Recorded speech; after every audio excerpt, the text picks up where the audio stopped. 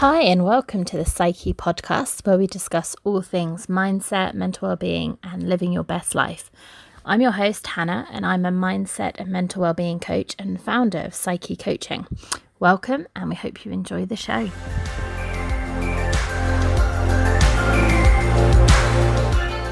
Hi everyone and welcome to our second episode of the week where we are joined by Danny to talk about the Screwed Up Moments podcast. So it's quite exciting to talk to fellow podcasters, and he will relate some stories of people that he's interviewed, and it's quite interesting. I, as I've said before, have experienced depression and anxiety, still do a fair amount. So although we talk about a variety of mental illnesses, which I haven't experienced, I feel in some ways I have a little bit of an insight, I guess, into mental illness.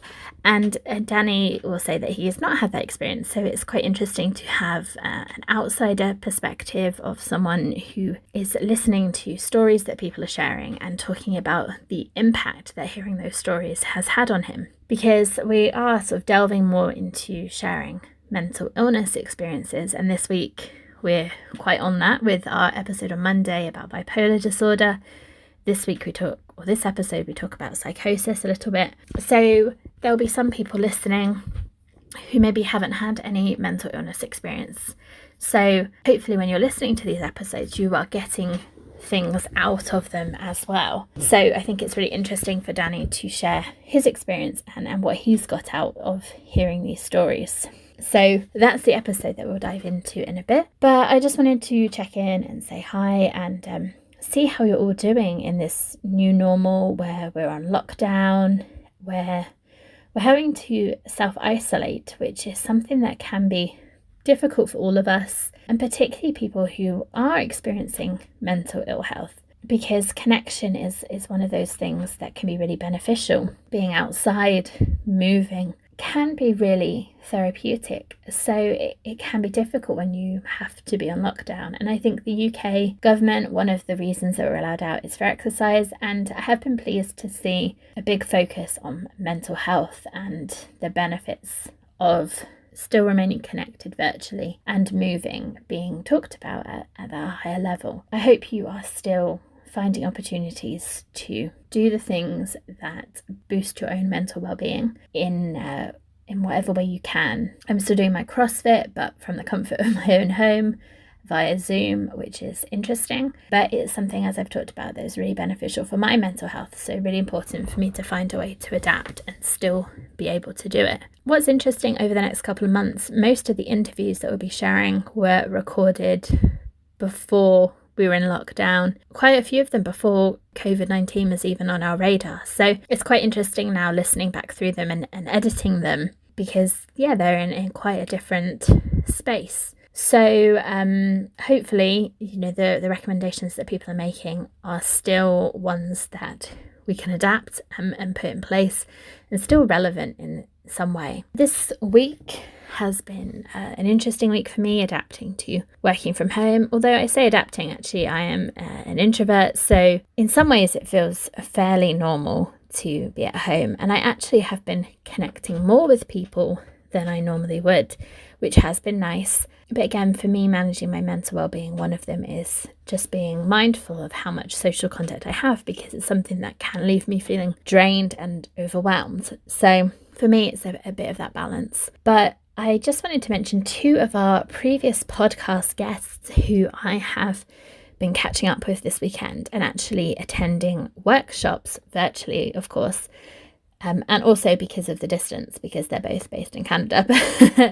But I have attended a Confidence at Work webinar hosted by Jess, who joined us in episode 19 talking about soft skills. And so that was really, really beneficial to learn about some of the confidence lies that we tell ourselves. And I am definitely guilty of some of those, and to get some really good tips about boosting confidence. So if that is something, confidence at work, that is an issue for you, then definitely check out some of Jess's courses at lightupwork.com. Again, I'll put links in the show notes to that as well. And I also did a course run by Natalie Christina. And Natalie, if you've listened from the beginning of the first series, Natalie was our first ever guest in our second episode. So it was lovely to kind of catch up with her, and she is going to be back on the podcast in April, so look out for that as well. So episode 2 was Natalie, and it was all about romantic partnerships, the course that I did yesterday about finding alignment in romantic partnerships. So there's a lot of looking into your relationships and what you really need in them, and coming up with practical strategies or practical action points that you could take forward, whether you're in a partnership or not, to really, I guess, strengthen that connection, or to really show up as yourself and get what you need from relationships. So that was, again, really enjoyable to catch up with another familiar face. So if relationships is something that you are finding tricky at the moment, particularly being on lockdown and constantly in the same space, then definitely check out Natalie, and again I'll put a link to that. But I'm going to dive into this week's episode with Danny, and I will be back afterwards to share some helpful information about psychosis, which is one of the things that is mentioned in the episode. And you know us, we like to give you information, so we're sharing some stuff at the end, so stay tuned for that. But here we go, let's just dive in to our conversation.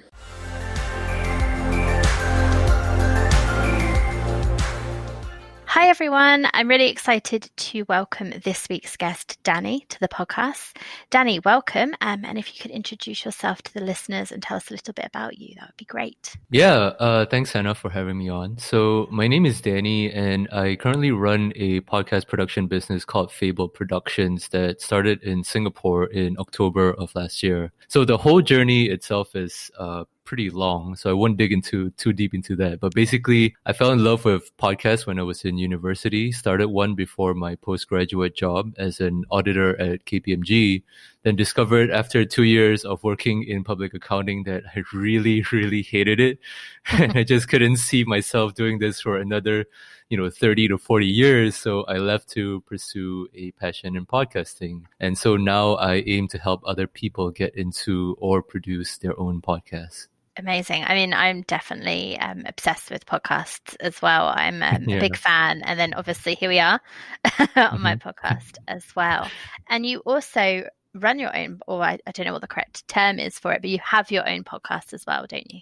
Yeah. So I have several, but the one that so the one that I started off with was this local show called Economical Rice Podcast, where I talked about local economics in Singapore. But then since I've moved on to Fable Productions, I've been pretty busy helping. I've been busy working with this social enterprise called Happiness Initiative to develop this show called Screwed Up Moments. So it started initially as a live speaker event. So basically the idea was at each event, 3 speakers would come up, share like the worst moments they've had in their lives and how they overcame it. So I was sitting in the audience listening to these events, and it was so moving and so captivating that eventually I worked up the courage to just speak to the organizers and tell them, hey, you should have this on a podcast. And then they're like, oh, but we don't know anything about podcasts. What are podcasts? And then I was like, oh, okay, it's fine. I'll help you. I'll help you do all the work. Just get these guests on. I want to share their story. And so, yeah,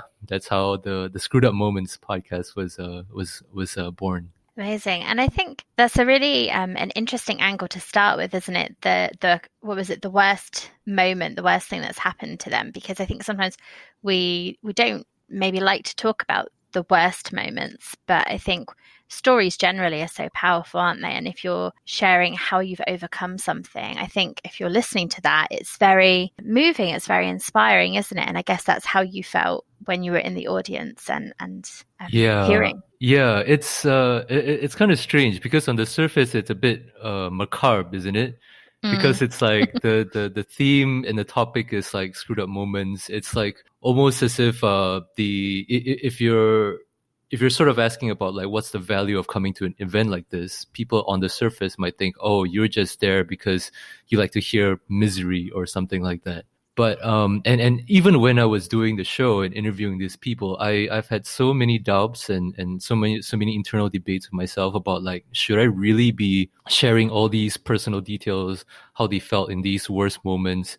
It seems something about it seems a bit strange, a bit weird, right? But I think at the end of it, what always kept me going was that there was always this, I think, underlying thread of hope and resilience that I thought was just it's like you said, people don't like to talk about, these moments, and that's why I thought Screwed Up Moments, as a speaker series, was so attractive to me in the first place, because, like, we're in a society, in Facebook or Instagram, where people like to just boast about their own achievements or talk up about, where they've gone, the people they've met, how much money they have. Here you have a platform that says, here we know that everyone has failed or screwed up at some point in their lives. Here is an opportunity for you to share it, instead of just keeping it inside. And I find that extremely powerful in that sense, to give a voice to that sort of voiceless aspect in a way. Yeah, absolutely. And I think if we're going through a difficult time, I think we can look, like you said, on social media and see people who seem to have an amazing life and have it all together. And although it might seem like it wouldn't boost your mood to listen to people who are also going through a difficult time, in some way it does, because I think, like you said, it has that hope that they were going through this really difficult time, but they managed to get through it. So maybe that's possible for me as well. Yeah. So yeah, it's maybe the hope, or maybe a bit cathartic as well in some way to listen to.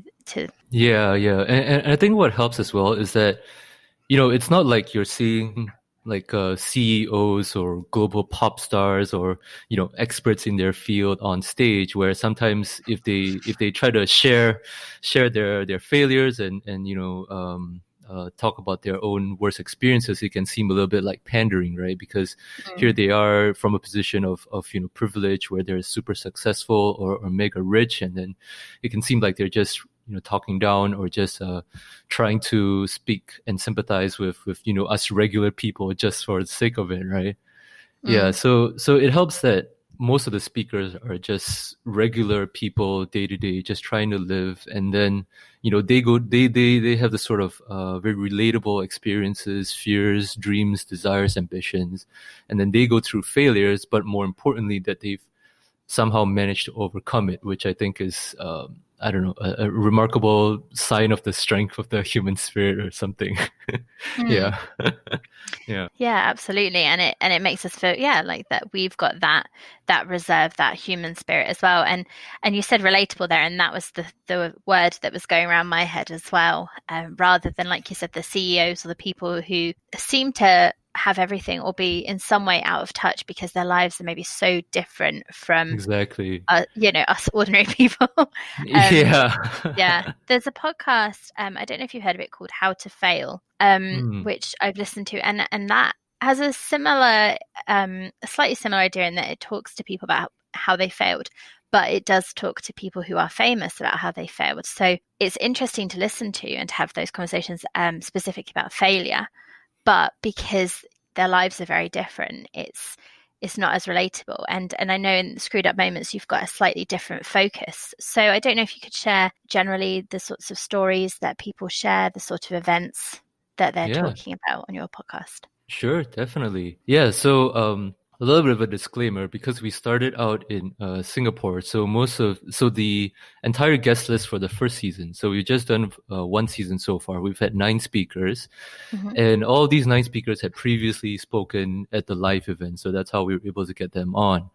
So most of these will have a sort of Singaporean accent to them, so they're speaking English, but there's some a bit of slang thrown in here and there, so maybe a little bit difficult to understand at points.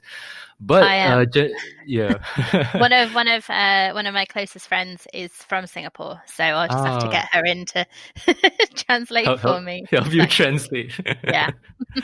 Yeah, but for the most part, it's I think it's quite understandable, and I think some of the most memorable episodes for me. So there was this one story, and it was this girl who I was introduced to, And her story was a case of psychosis, right? So this mental illness. And previously, I had no idea about. I didn't have the faintest clue about what psychosis was. I thought it was just something that made people go crazy, right? As like they depict in movies or TV. But then when I was speaking to her, she just seemed like a completely normal girl, just like a regular person, you know? And it was kind of strange because it's like suddenly my worldview was slowly starting to shift and all these perceptions and everything. And so basically her story was that because of this chemical imbalance in her brain, I think it was too much serotonin or something. Yeah, basically it was some chemical that was going wrong in her brain. She went through this phase whereby she was like seeing hallucinations and getting super anxious and getting, I think, maybe a little bit of delusion as well. But she was going through a phase where she was losing her touch, her grip on reality. And then it sort of manifested itself in this one screwed up moment where, you know, during dinner with her family, she just started shouting and screaming and running around the kitchen, which to the outsider looks completely insane. Like it's like a crazy scene. And then, you know, her relatives had to call the ambulance. Her neighbors had to come in. She even told me that during that period, right, she had, I think, four grown men, pin her down, and she was still, you know, able to wriggle and struggle against them. So it was quite a surreal moment when she was telling me all this. But the most striking part about her story, I think, was the part about the medication. I think that was the most eye-opening thing, because from a sort of outside perspective, when we look at mental illness, right, we like to think that, or I guess it's easy to think that the illness itself is the worst part of this of the whole ordeal, you know, her psychosis itself. But as she relates it, the psychosis was just one bit of it. After she was admitted to a mental hospital, and then afterwards she was discharged, the real difficult part was trying to get back into society and trying to live a normal life. Because medication, to put it very bluntly, it sort of robs you of your freedom in a way that when she took the medication, she would get extremely drowsy at night. So she would have to sleep at like by, I think, 10 or 11. And then if she stopped taking her medication, her symptoms would come back, and then she would start having the hallucinations and the delusions again. So it really puts you, the patient of the mental illness, in a very, very difficult position. And it was something that I never knew before I spoke to her. So yeah, that was the really it was quite scary, to be honest. And I think I don't know a huge amount about antipsychotic drugs generally, but I think with any mental illness, there quite often are a few different drugs, and so there can be that process of trying to find the one that works for you, that gives you the greater sense of normality, if you like, in your life. And I wonder if she spoke about general perceptions of people, because I think we're having more of a conversation now about depression and anxiety, and I think even things like OCD, that they're more talked about and slightly more understood. But I think when you get into things like psychosis, there is a real fear there, and there are so many ideas that people have about those conditions. I wonder if she experienced any difficulties in that way of what people thought. Yeah. So in her case, I would say that how her friends and her family treated her weren't as bad as I think other people might have experienced it, because she would say to me that her friends were very understanding. You know, they accommodated to her needs. You know, when this girl, her name is she didn't use her real name, but her pseudonym was Rachel. When Rachel said that, you know, I can't stay out too late, then her friends would be okay. Then her friends would be okay. Then, you know, her parents as well, they were very accommodating. I think during this period as well, she had to sleep in her parents' room for her own safety, just in case she ever experienced any of the symptoms again. So she did mention to me, however, that it wasn't so much. This is my opinion, at least. It wasn't so much as how other people were treating her, but how she perceived the outside world to look at her.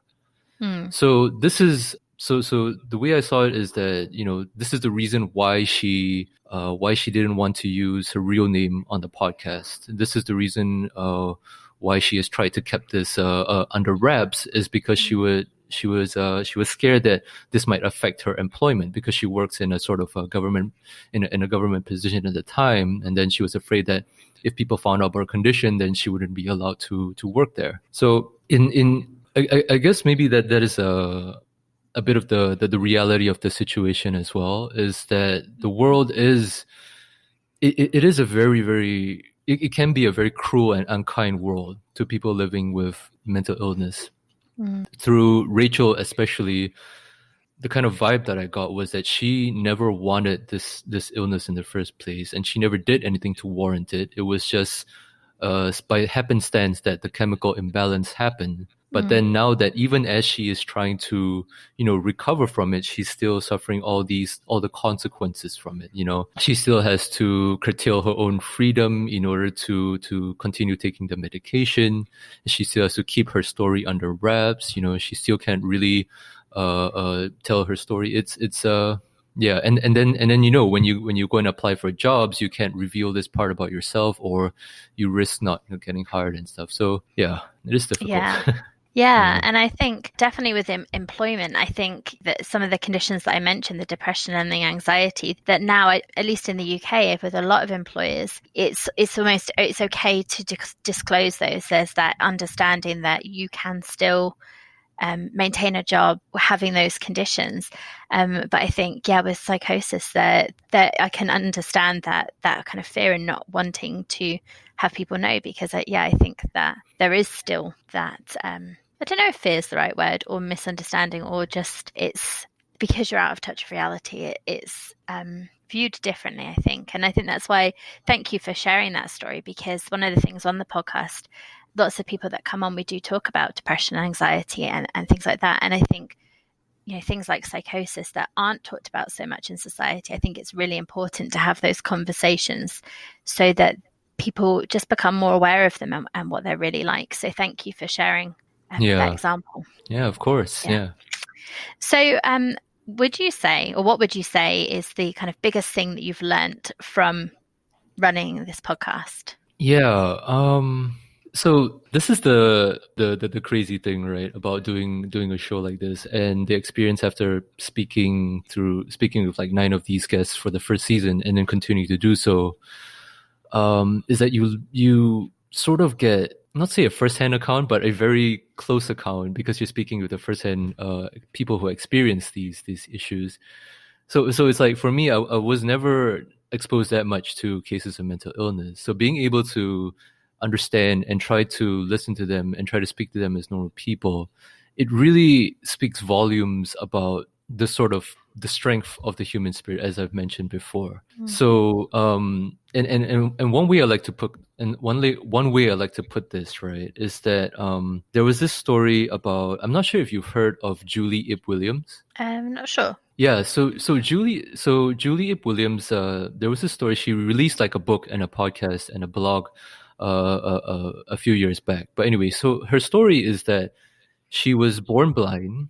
She fled to America to escape the Vietnam War. But even through these difficult circumstances, she still managed to graduate, get married, have a successful career, but then would contract colon cancer and die at the age of 42. It is really tragic. And in those last few months before she passed, she wrote like these blog posts. Some of them would be really angry, cathartic blog posts. Why would this happen to me? Very resentful kind of stuff. And then at some points, towards the end, it's almost like an acceptance, right? And there was this one blog that always just stuck with me, because it was so, I don't know, to me, it encapsulated the whole reason why I'm doing this series in the first place. And if I could, I'll read a bit of the portion of the blog post. So she she addressed this blog post to her 2 daughters, right? And then the blog post, part of it reads, "You will forever be the kids whose mother died of cancer. As your mother, I wish I could protect you from that pain. But also as your mother, I want you to feel the pain, to live it, embrace it, and then learn from it. This is my challenge to you, my sweet girls, to take an ugly tragedy and transform it into a source of beauty, love, strength, courage, and wisdom. And so that last part, to take an ugly tragedy and transform it into a source of beauty, love, strength, courage, and wisdom. When I first listened to Julie's story, I could never understand that part, because I could never understand how someone who had gone through as many tragedies as she has could ever have this sort of mindset. But then after speaking, to more and more people about their screwed up moments, it starts to click more for me. And that is what I mean by the strength of the human spirit. Because when you look at it on a bare-faced, right? When we look at it barefaced at these stories, it is really bleak. Some of them are really tragic. There was one lady, Lauren. She went through 4 miscarriages, right? There was another lady who got into a near fatal car accident. Her broke her spine and everything, but still managed to pull through. But then time and time again, I keep hearing from these stories how, they managed to get out of it, to learn from it, to grow from these experiences. And they somehow managed to take these ugly tragedies and transform it into something beautiful and maybe a source of courage, wisdom, strength, or love. It's quite a crazy experience, I have to say. Yeah, it's quite remarkable, isn't it? But I really like the point slightly earlier where it said about wanting them to experience it, because I think sometimes we obviously don't want to go through painful experiences, and we sometimes just try and push them down and not deal with them, and that doesn't end well. It just, you're keeping this pain inside. And actually sometimes with grief maybe, or anger, these things, you have to in some way experience the emotion, even if it's powerful and overwhelming and uncomfortable, to be able to process it and in some way deal with it or come to terms with it, because otherwise you're just in this state of denial and trying to, keep it locked in, which isn't comfortable either. So I really like that part of the message, that actually, yes, it's going to, it's hard, it's painful, but you need to experience that. And then, like you said, it can become something beautiful. Exactly. So, yeah. Thank you for sharing that. Yeah, of course. So I have some set questions that I ask everyone on the podcast. Sure. So it'd be great to hear from you some of your thoughts. So the first one is, what always boosts your mood, or what brings you joy in your life? Right. So I'm currently living with my wife and my cat, who we just adopted recently. So those are the things that bring me joy. But other than that, I've been trying to learn to cook more. I just made steak. I just cooked steak for me and my wife on Valentine's Day. So that brought me joy. The first time it didn't go too badly. Yeah. But Nice.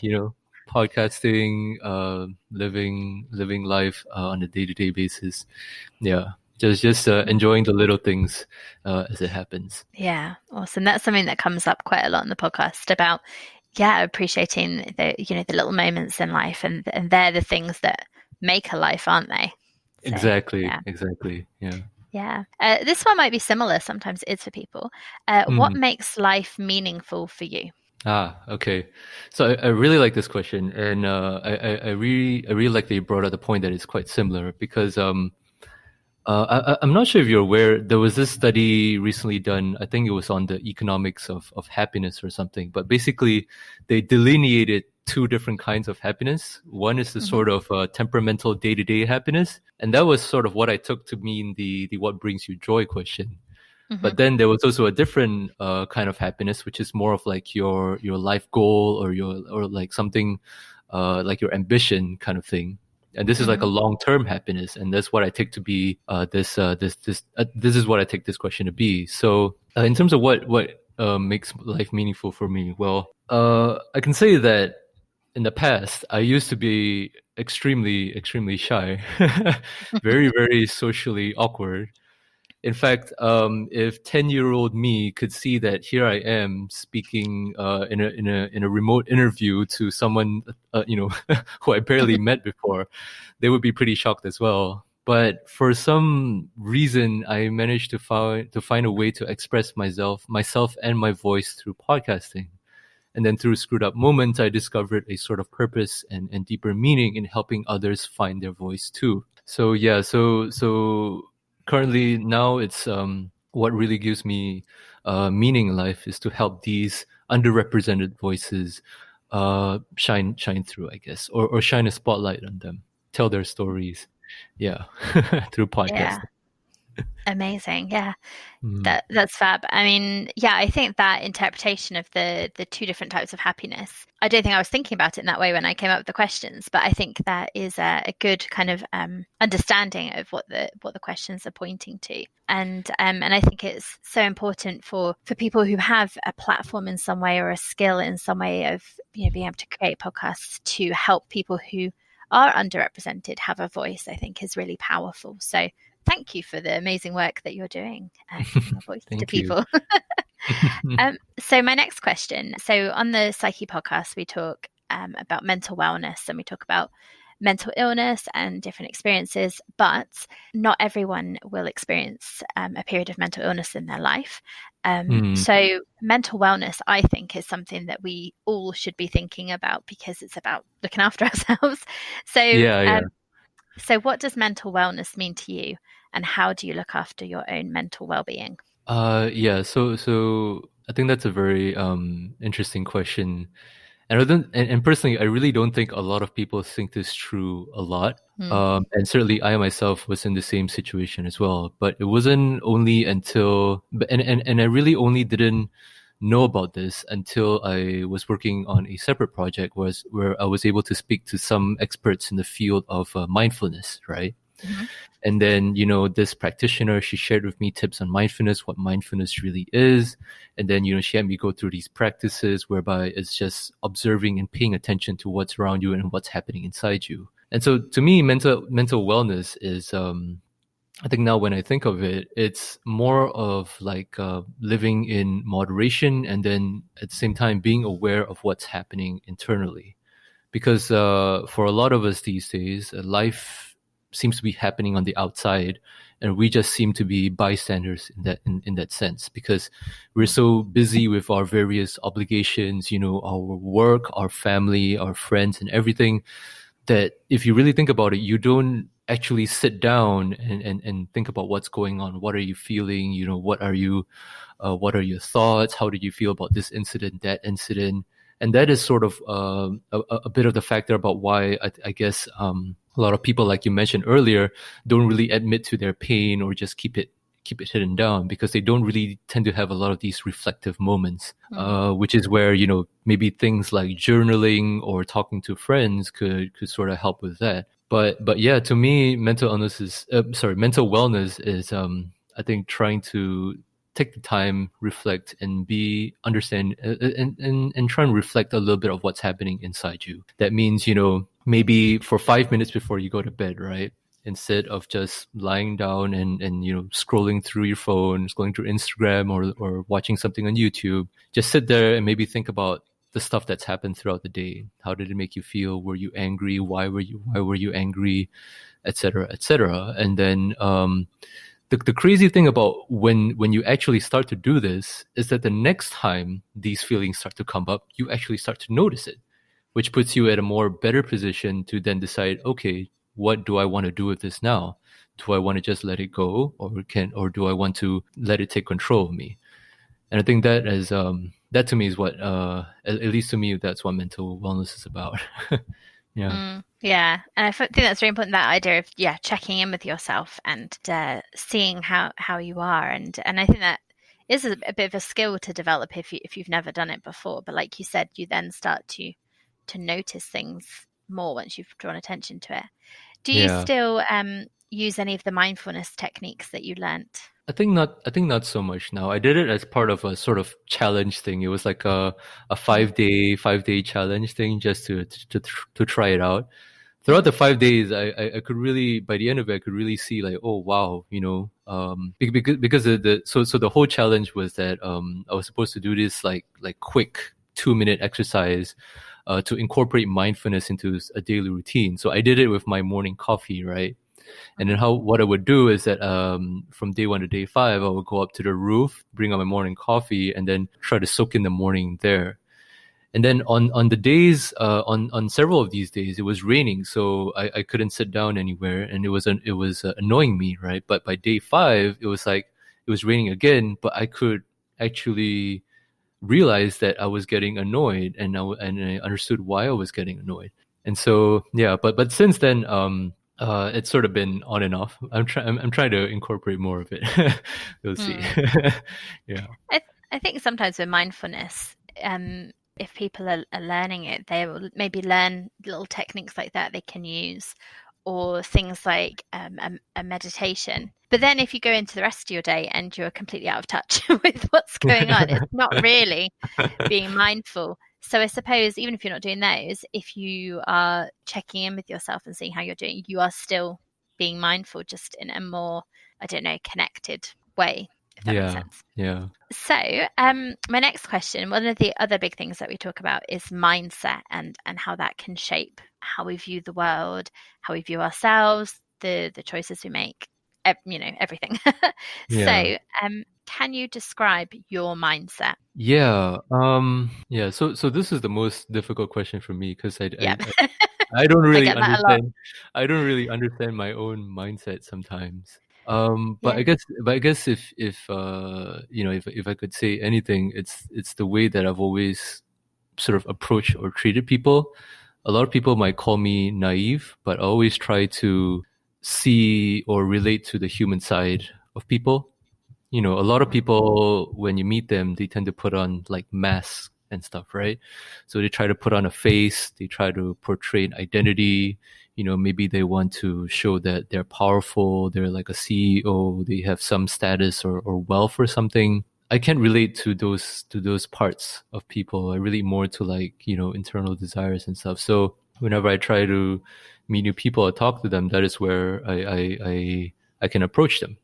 And I always take this approach, and it sort of acts as like a leveler or an equalizer in a sense for me. So it keeps me grounded in the sense that even though I'm talking to someone who may be extremely successful or who's gone through the depths of tragedy, it's like I am still speaking to someone of an equal footing, because I'm just thinking this is another human being just like I am. So I don't know if that is really a mindset or not, but but yeah, it's just a general approach that I've always had. Yeah. Yeah. I think it is the one that people find most difficult. But I suppose it's your mindset or your outlook on life, the way you approach things. So and I love that idea of trying to see or speak to the human in people, rather than getting all wrapped up in the different masks that people wear. So I think it's a great approach to have. On the podcast, we like to try and give listeners some ideas of strategies and techniques that they could maybe try out in their own life. So I ask guests to leave listeners with between 1 and 3 strategies that you would suggest that they could put in place in their life that would have a massive impact. And so these could be things from you, or maybe things that you've picked up from the guests that you've spoken to on the Screwed Up Moments podcast. But do you have 1 to 3 strategies that you could share? Yeah, so I have one strategy, and the reason that it's only one strategy is because it's really, really difficult to sort of execute. Okay. and that is to be honest with yourself, and to live truthfully. I think for a lot of people, we really don't understand what it means by this statement. But it really means to always be constantly reflecting, always to be asking yourself questions. Am I doing this? What am I doing this for? Who am I doing this for? Is this really right for me? And then if you're being honest, it's also in instances whereby you find yourself in a not so desirable situation, to say, can I really get out of the situation? Am I limiting myself? Am I preventing myself to get out of the situation? And the reason why I say it's so difficult to execute is because sometimes people really, really, really do not want, or sometimes it can even be very difficult to sort of grasp the truth, right? So, for instance, I recently spoke to one guest for Screwed Up Moments, right? She's faced through a lot of trauma and tragedy in her life, in her childhood and upbringing. So she's been, she's witnessed domestic abuse, domestic violence, even sexual abuse. And through all these experiences, it sort of led her down a very dangerous path. Well, not say dangerous, but it sort of led her to spiral out of control. She became a very angry teenager. She started mixing around with men who were not that great for her. That sort of thing. She made very bad, investment decisions, that kind of thing, right? But the most striking thing was that she told me that she had a conversation with a therapist, right? Like a relationship love coach kind of thing. And then the love coach told her basically that you are doing this to yourself. Stop harming to yourself. Stop letting your trauma limit your life or something or something to that extent. And then she said in her own words that these were like it was like a revelation to her. Because previously she had only viewed herself and her whole life and the world through her own victim narrative, right? Whereby victims it's always someone else's fault. It's always someone else who's putting all the punishment. It's always someone else who's doing this, who's doing that to her, right? And then she said it is because of that she could never really move on and try to grow past that. Because of that self-imposed sort of victim narrative. Well, I mean, not self-imposed, but it was circumstantially it happened to her, but the narrative was self-imposed. Yeah. And that was what kept limiting her. And, on its surface, right, it is so difficult to take this advice seriously. Because I mean, even myself, if I were to put myself in her shoes, right, to go through all that, and then to seek help and to have this, therapist that you paid for tell you that actually all of this is your fault. It's who would take that, right? Who wouldn't act defensively and say that, why am I paying money for you? Why am I paying money to you just to victim blame me, right? Yeah, and yeah, it is really difficult, but honestly, it's sometimes in order to move on, that is what people need to do, is to be honest and to live truthfully. Yeah. I think when you said it, it sounds so simple, doesn't it? Just you live honestly, but like you said, it's really difficult to do. And I think sometimes there might be things that have happened to us and we've got these patterns of behavior, similar to the example that you gave, but we might not even be aware that we're doing it. So although it can be frustrating when the therapist says that, it could just be that you're just following this pattern that that doesn't work, but in some way serves some kind of protective purpose, or it's kind of what you know. And by being honest about it and having a therapist bring it to your attention, you can try and take a different route or have a different narrative. But it sounds simple, but so difficult. And I think sometimes you can know the truth in some way, but you can't accept it. You don't want to hear it. You don't want to know it.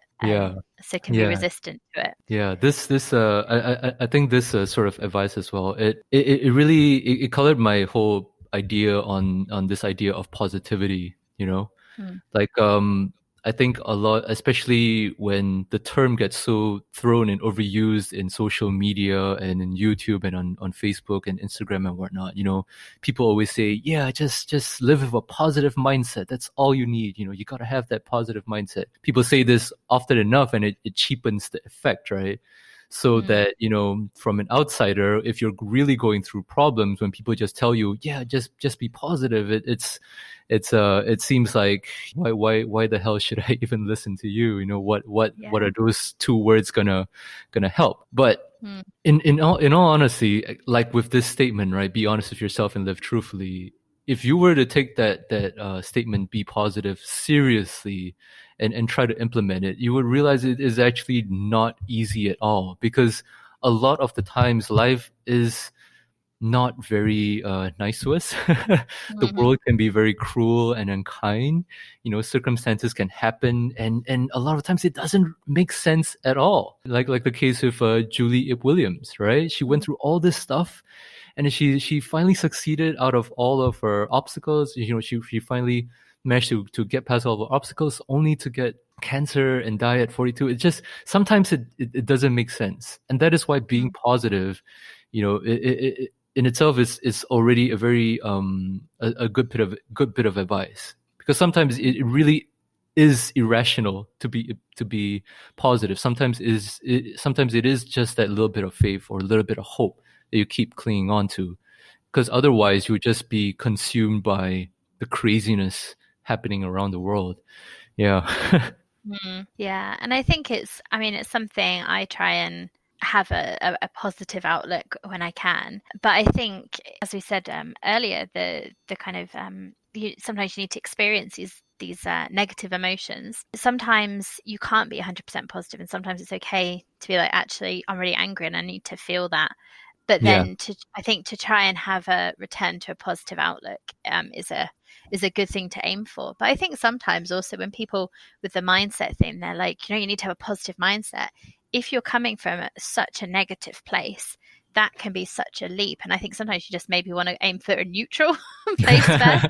Like if you're coming from a place of, and I think a lot of the times it maybe is to do with how we feel about ourselves. So say you are coming from a place of real self-hatred, maybe just try and be okay with yourself first before you're like, I have to love myself, because they're two extremes. And exactly, so I do think it's a really good thing to try and aim to do. But I do think sometimes if you're just saying to people, hey, just be positive, sometimes that can lead to people trying to just bury those feelings. So I think it's a good thing to aim for. But I think definitely for people, the good thing to sort of know before they try to implement this is to be real with the whole situation, right? It's like if you are very self-deprecating and you really self-loathing kind of mindset, you're not gonna immediately switch into like a Tony Robbins or some motivational speaker overnight, right? All these things, the change takes time and it takes a lot of hard work. Yeah, this is the reality of the situation. Even though all those motivational speakers might have you believe otherwise, a lot of it is blood, sweat, and tears internally, and a lot of effort. Yeah, so you got to be real with it as well. Yeah. And I think also that, like you said, the circumstances, because if you imagine, if someone has just lost someone really close to them, you say, hey, just be positive. I mean, it's not really the time and place for it. So yeah.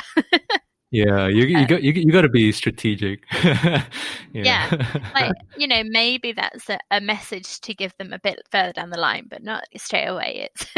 Yeah. So how can people connect with you if they want to find out more about working with you with podcasts or listening to Screwed Up Moments? How can people find you? Yeah, sure. So I have a website called fableproductions.com. That is FABL and then productions.com.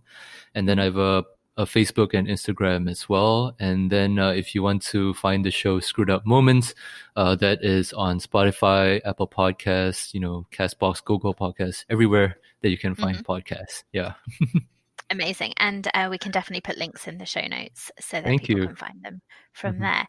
Thank you so much, Danny, for joining us today. It's been really fun to chat to you and to talk to another podcaster about your show. Thank you so much. Yeah, thank you, Hannah, for having me on. Yeah, you're very welcome.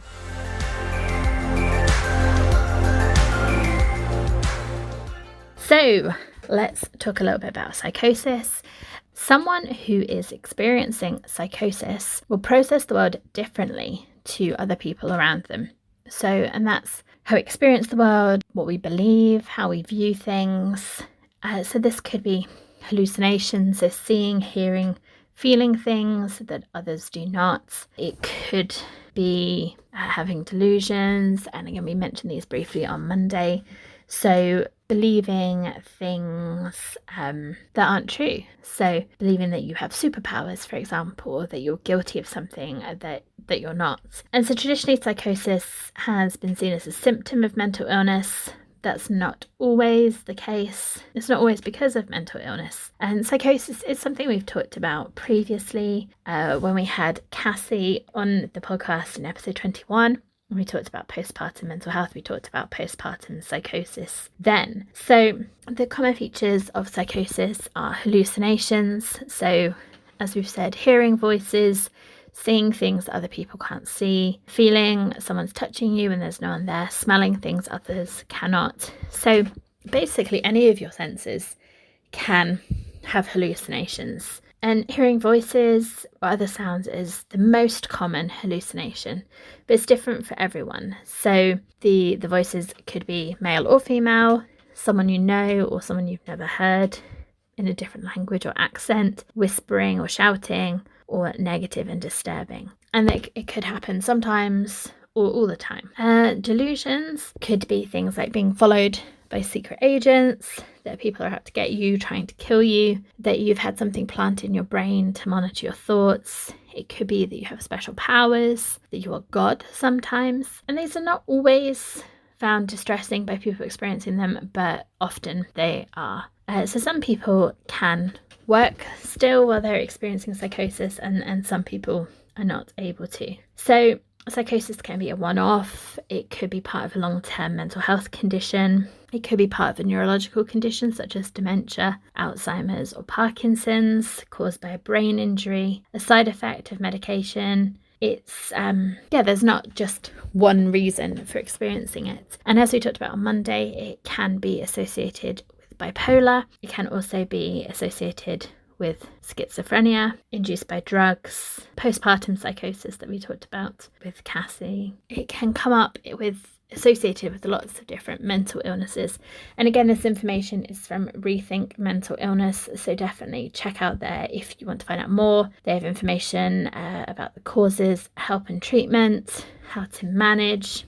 If you are listening to this and you are the carer, relative or friend of someone who is experiencing a psychosis, there is a section of information on that and further reading as well. And again, if you're experiencing any of these symptoms, your GP would be your first point of call, but they would talk to a psychiatrist before giving any antipsychotic medication or anything like that. And it might be you're referred to a secondary mental health team if it's the first time that you have experienced psychosis. That's a brief whiz through of some information. Again, if you are a more visual person, I'm just going to do a quick search on YouTube, and TED is like my go-to for people sharing experiences. Obviously there will be other people sharing stories not on TED, but I just think it's fairly reputable, if you like. So if you just put in TED psychosis, you've got quite a few people sharing their experiences. My psychosis, a different reality,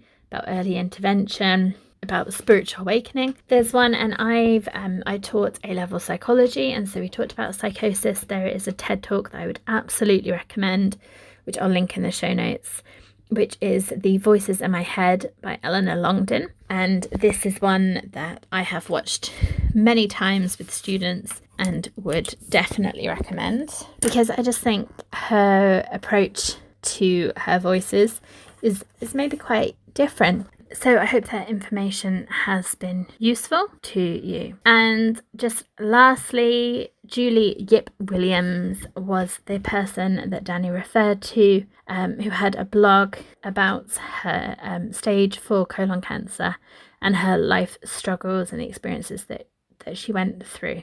And again, we'll put her name in the show notes so that you can find her if you're interested in reading more of her blog or her writing and her experiences. So I want to say thank you again to Danny for joining us for this episode, and hopefully you found it useful, you found it interesting. His podcast again is the Screwed Up Moments podcast, and again we'll link to that as well. And we will be back next week with just the one episode on Wednesday, where we're joined by Craig, and we'll be talking about addiction and mental well-being. So I hope you have a good week. As always, you can join us in our Facebook group, the Psykhe Mental Wellbeing Community, where you can receive peer support. You can share your thoughts, your reactions to this episode or Monday's episode. You can ask questions and just get some peer support. And you can also just pop in and say hi to us on Facebook, Twitter or Instagram at Psykhe Coaching, and that's Psykhe, Psykhe Coaching. So have a good week, look after yourself, and we will see you on Wednesday. Bye.